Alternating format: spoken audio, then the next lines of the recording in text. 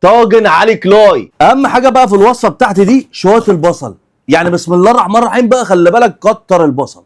كده قطعنا البصل، شويه لحمه بالعظم بتوع علي كلاي، حته ليا، انزل اخونا البصل اللي قطعناه، ورق لوري، فصين حبهان، ملح وفلفل، بشره جوزة الطيب كده اذا امكن، وقلب يا باشا كله ببعضه.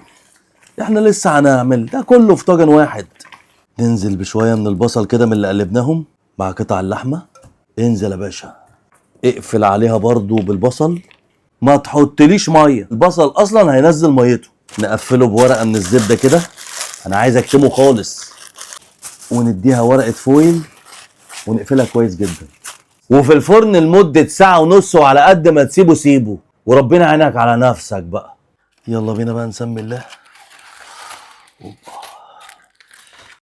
بص الجمال، بص حته اللحمه من غير ولا نقطه ميه، ولا نقطه ميه حطيناها، هو البصل واللحمه بس. اوه اوه على حته اللحمه الدايبه دي.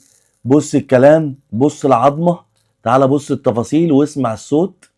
بص الكلام ماشي ازاي. علي كلاي علي كلاي. ناخد بقى قطعه كده، بسم الله.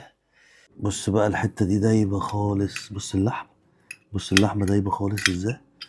بص الكلام، لحمه بتتهرس خالص اهي. واحد لحمه ما بيهزرش، يعني ما بيهزرش. يلا اخواتي مستنين ايه؟ اعملوا طاجن علي كلاي، اقسم بالله موضوع، مع شويه رز بالشعريه، ويلا منشنوا العلي كلاي على الطاجن ده. يلا اخواتي مستنين ايه؟ اعملوا الوصفه، بس اهم حاجه نصلي على النبي في الكومنتات. انجو عليك يا اخواتي، ما تدوسوا لايك بقى.